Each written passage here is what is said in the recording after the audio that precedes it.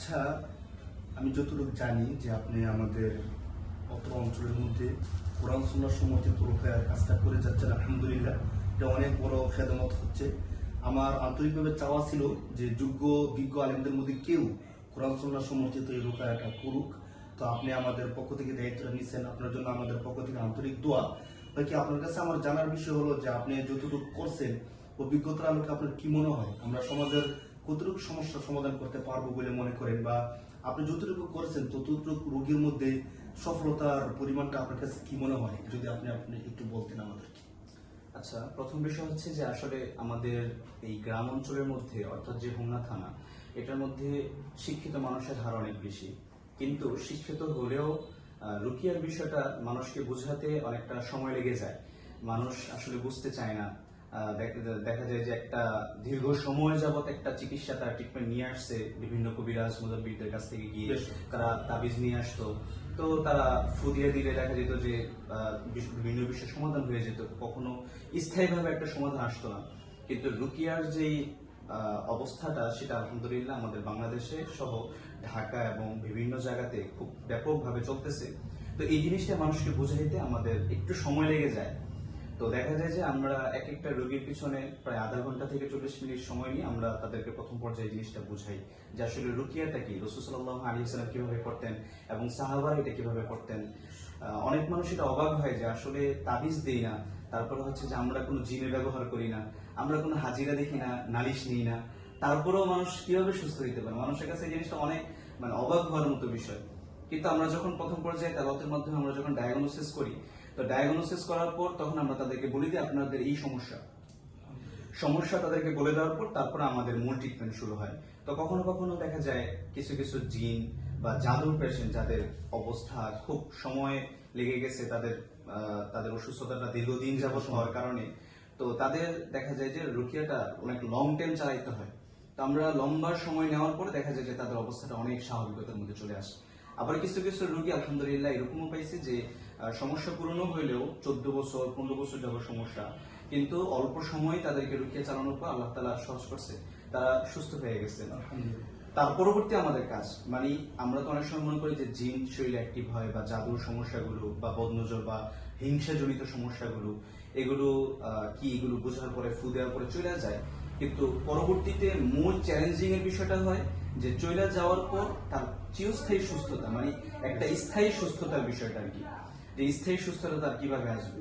তখন আমরা তাদেরকে কিছু সাপ্লিমেন্ট অর্থাৎ পানি, তারপর অলিভ অয়েল তেল, বিভিন্ন ধরনের বিভিন্ন ভেষজ, যে সমস্ত ভেষজগুলো রাসূল সাল্লাল্লাহু আলাইহি ওয়াসাল্লাম নিজে এগুলো নিতেন, তো এই সমস্ত ভেষজগুলো আমরা দিয়ে থাকি। তো এর মাধ্যমে দেখা যায় যে তাদের অবস্থাটা একেবারে স্থায়ী একটা সমাধানের মধ্যে চলে আসে।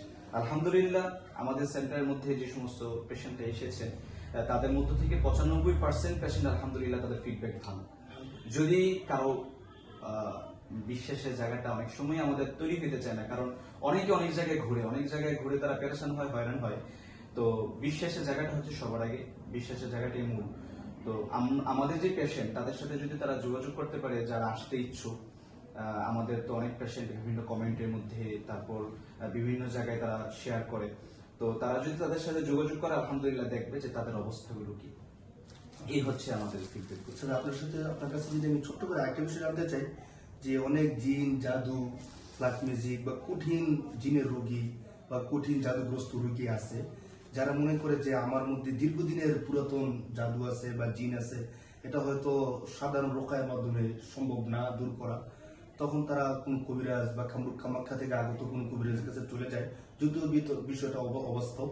তো আমি আপনার কাছে জানতে চাই যে বড় কঠিন কোনো সমস্যা হলে বা দীর্ঘদিন কোনো সমস্যা থাকলে সে কি আসলে কবিরাজের কাছে যাওয়া উচিত, নাকি কোরআন সুন্নাহ সমর্থিত রোকায়ের কাছেই আসা উচিত? আপনারা কি বলে মনে করেন, বা আপনার আত্মবিশ্বাসটা কেমন যে না কোরআন হাদিস সুন্নাহ সমর্থিত রোকায়ের মাধ্যমে সুস্থতা সম্ভব? আপনি কি মনে করেন?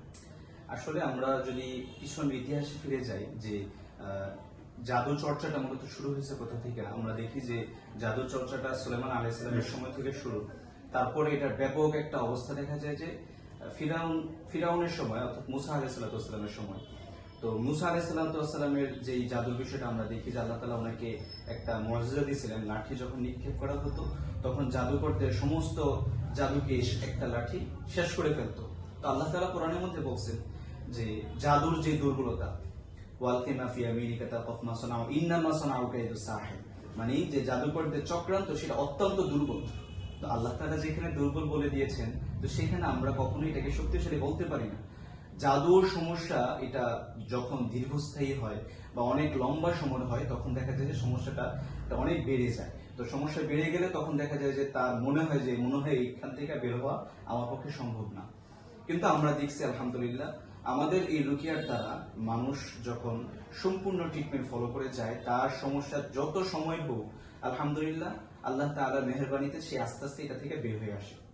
এটা আমরা দেখতে পারছি। আপনি মনে করেন যে অবশ্যই মানুষ যত কঠিন সমস্যায় পড়ুক, চাই সেটা জিনের সমস্যা বা জাদুর সমস্যা, সে দিন শেষে কোরআন সুন্নাহ সম্বলিত রোকার দিকে ফিরে আসাটা উচিত বলে মনে করি। অবশ্যই আমরা আমরা মানুষের কাছে এই বার্তাটা দিতে চাই। আমার ওই বিশ্বাস যে অবশ্যই কোরআন সুন্নাহর মধ্যে 100% সমর্থিত যে রোকায়া, এর মাধ্যমে সমাধান পাওয়া সম্ভব। কারণ আমাদের যে দিন ভাই, আমি মনে করি আল্লাহ তাআলা যখন বলছেন যে আল ইয়াউমা আকমালতু লাকুম দীনাকুম ওয়া আতমামতু আলাইকুম নিআমাতি, যে এই দিনের মধ্যে আমি সবকিছুর পূর্ণাঙ্গ সমাধান রাখছি। তো এরপরও যদি আমরা কোরআন সুন্নাহ সমর্থিত রোকার দিকে ফিরে নিয়ে আসে বন্ড পতরা কুবেজের দিকে যাই, তাহলে মনে হয় যে আমরা আমাদের দিনটাকে 100% ফলো করলাম না। জি জি। তো আমি মনে করি আপনি যে বিষয়টা তুলে আনছেন, মুসা আলাইহিস সালামের ঘটনা, ফেরাউনের বিষয়গুলো, তো এর দ্বারা এটি প্রমাণিত হয় যে দিন শেষে আমাদেরকে সুস্থ হতে চাইলে বা পরিপূর্ণ দিন অনুসরণ করতে চাইলে আমাদেরকে ফিরে আসতে হবে কোরআন সুন্নাহ সমর্থিত রোকায়ের দিকে, তো তাবিজ কবজ বা কবিরাজ এগুলোর দিকে না। আপনি এমনটাই মনে করেন? জি জি, অবশ্যই। আল্লাহ তাআলা আমাদেরকে আমাদের সুস্থতা দান করুক। সত্যিকার অর্থে কোরআন সুন্নাহ সমর্থিত রোকায়া আমাদের জীবনে সুস্থতা বয়ে আনুক। আসসালামু আলাইকুম।